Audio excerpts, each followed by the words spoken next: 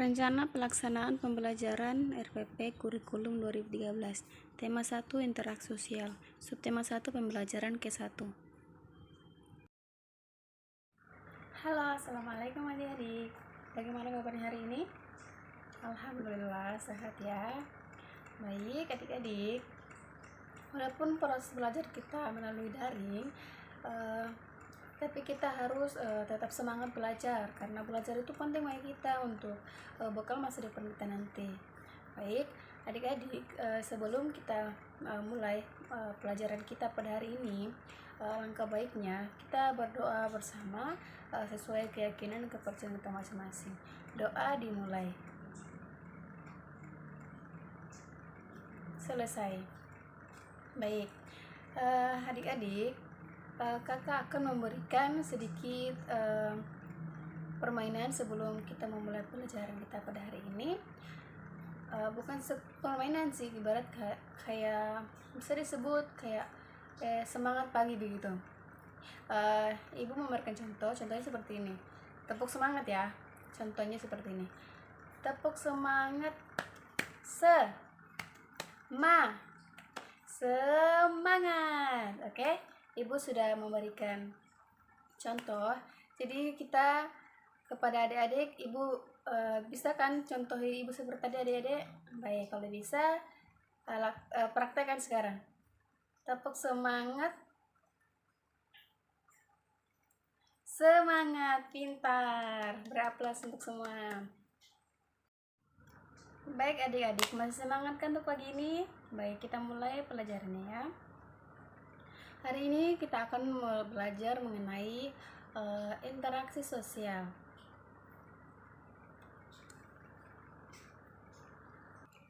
Baik, kita belajar tentang interaksi sosial. Pertama-tama ibu akan menjelaskan dulu apa itu interaksi sosial. Sebelum kita ke penjelasannya, kita ke tujuan pembelajaran. Yang pertama adalah menjelaskan pengertian interaksi sosial. Yang kedua, menjelaskan syarat-syarat interaksi sosial. Yang ketiga, menjelaskan bentuk interaksi sosial yang asosiatif. Yang keempat, menjelaskan bentuk interaksi sosial yang disosiatif. Sebelum kita masuk ke pembahasan interaksi sosial dan syarat interaksi sosial, saya ingin memberikan sebuah wacana tentang interaksi sosial, bahwa salah satu ciri manusia adalah selalu hidup bersama manusia lainnya. Kehidupan manusia sejak lahir di dunia sampai akhir hayat di kandung badan terlibat dalam interaksi sosial. Pada saat masih bayi, terlibat interaksi sosial antara anak dan ibu atau pengasuhnya. Setelah besar, berinteraksi dengan tetangga, dengan teman sepermainan, dan teman-teman sekolah. Setelah dewasa, terlibat interaksi sosial antar teman-teman seprofesi dan seterusnya. Sangat sulit untuk menemukan manusia menyendiri tanpa melakukan interaksi dengan manusia lain.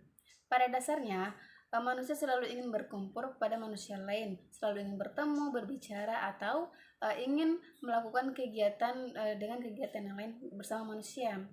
Melalui pergaulan di masyarakat terbentuk sebagai makhluk sosial. Manusia disebut makhluk sosial karena memiliki gregenes, yaitu suatu naluri untuk selalu hidup dengan orang lain. Di sana saja nasi yang kita makan sehari-hari dibutuhkan hasil kerja keras para petani. Rumah yang menjadi tempat tinggal kita merupakan hasil kerjasama para pekerja bangunan atau tetangga kita yang sudah membantu untuk menjadikan rumah. Dengan demikian, manusia harus berinteraksi sama anggota masyarakat.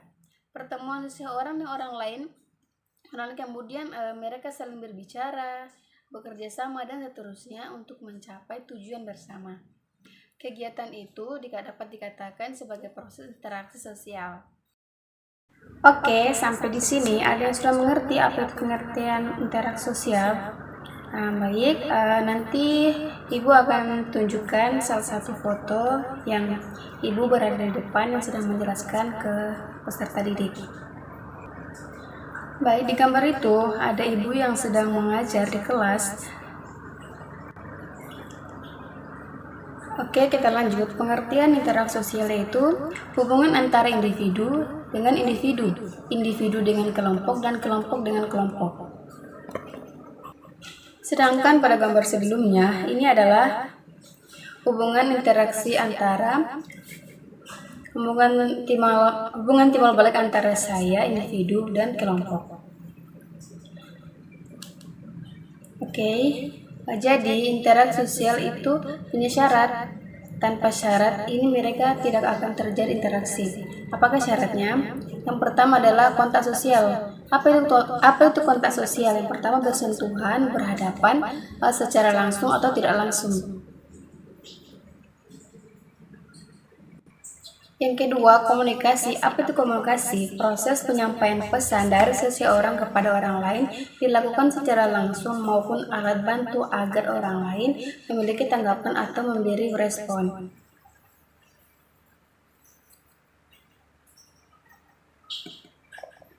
Selanjutnya itu ada faktor pendorong interaksi sosial. Jadi selain ada pengertian, ada syarat, ada juga faktor pendorong interaksi sosial. Apa itu? Imitasi, sugesti, identifikasi, dan simpati. Mari kita perjelaskan satu persatu pengertian dari faktor pendorongnya. Baik, yang pertama kita akan menjelaskan faktor imitasi. Apa itu faktor imitasi? Faktor imitasi adalah contoh seseorang mencontoh orang lain, mencontohi kelompok lain. Contoh lain, ada 2 orang anak bermain masak-masak karena melihat ibunya pada saat memasak di dapur. Jadi imitasi ini adalah tindakan meniru orang lain. Yang kedua ada sugesti. Sugesti merupakan pengaruh yang dapat menggerakkan hati seseorang. Contohnya, seorang pasien yang akan berobat kepada dokter, pasien tersebut akan cepat mengalami penyembuhan. Salah satunya adalah disebabkan adanya rasa sugesti pada dokter tersebut. Selanjutnya, identifikasi. Identifikasi merupakan kecenderungan atau keinginan dalam diri seseorang untuk menjadi sama dengan orang lain. Contohnya, seorang lain yang mengidolakan pemain bola, sehingga semua tingkah laku idolanya akan dilakukan. Identifikasi ini beda dengan imitasi. Imitasi hanya sekedar meniru hal-hal yang biasa saja, hal yang mendasar. Tetapi kalau identifikasi, dia meniru secara keseluruhan. Misalnya, dia ngefans sama pemain bola ini punya rambut pirang, punya badan yang ditato, punya telinga ditindih. Karena dia sangat ngefans pada pemain bola itu, dia mengikuti semua gaya dan semua fashion dari pemain bola tersebut atau idolanya, dan itu disebut sebagai identifikasi. Dan terakhir adalah simpati. Simpati merupakan kemampuan atau merasakan diri seseorang dalam keadaan orang lain dan ikut merasakan apa yang dilakukan dan dialami atau diberitakan kepada orang lain. Contohnya, pada saat tetangga kita tertimpa musibah, maka kita ikut merasakan kesedihan dan berusaha membantunya. Oke, sampai di sini paham? Baik, kalau sudah paham, kita lanjut. Setelah faktor pendorong, kita akan mempelajari tentang bentuk-bentuk interaksi sosial.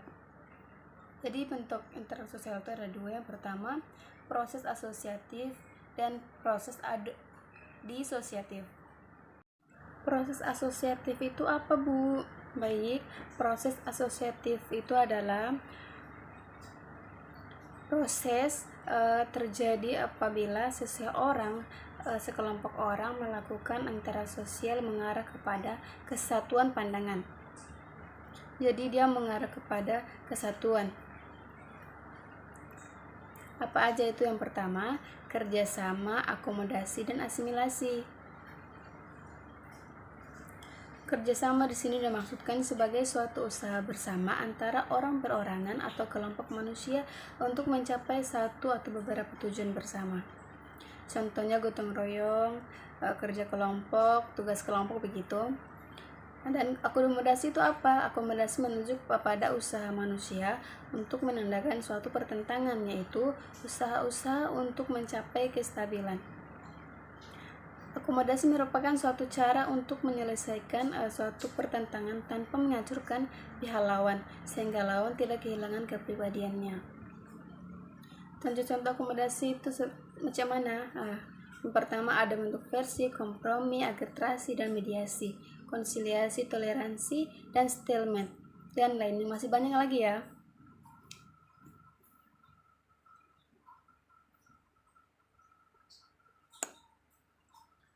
Yang ketiga, proses asosiatif, yaitu asimilasi. Asimilasi merupakan cara bersikap dan bertingkah laku dalam menghadapi perbedaan untuk mencapai kesatuan pemikiran dan tindakan. Proses asimilasi dapat mudah dengan terjadi melalui beberapa cara, antara lain dengan sikap toleransi, sikap menghargai sesama manusia atau sesama teman. Baik adik-adik, cukup sekian pelajaran kita hari ini. Mohon maaf apabila ada yang tidak dimengerti penjelasan dari Ibu. Nanti kalau pertemuan ke depan ini bakal memperjelas pada materi kita pada hari ini. Baik, sebelum kita menutup pelajaran kita hari ini, mari kita menyanyikan lagu bebas apa saja itu. Yang penting adik-adik hafal ya yang lainnya. Baik, kita akan menyanyikan lagu Potong Bebek Angsa. Pasti hafal semua kan lagu Potong Bebek Angsa? Iya, pintar. Kalau hafal, mari kita menyanyikan bersama-sama. Bernyanyi dimulai. Potong bebek angsa, angsa dikuali, nona minta dansa 4 kali, seorang ke kiri, seorang ke kanan, la la la la la la la la la. Pintar. Baik, sebelum kita mengakhirinya, mari berdoa bersama-sama.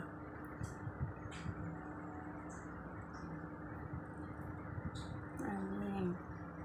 Baik, Ibu tutup ya pelajaran hari ini dengan ucapan wabillahi taufiq wal hidayah. Wassalamualaikum warahmatullahi wabarakatuh.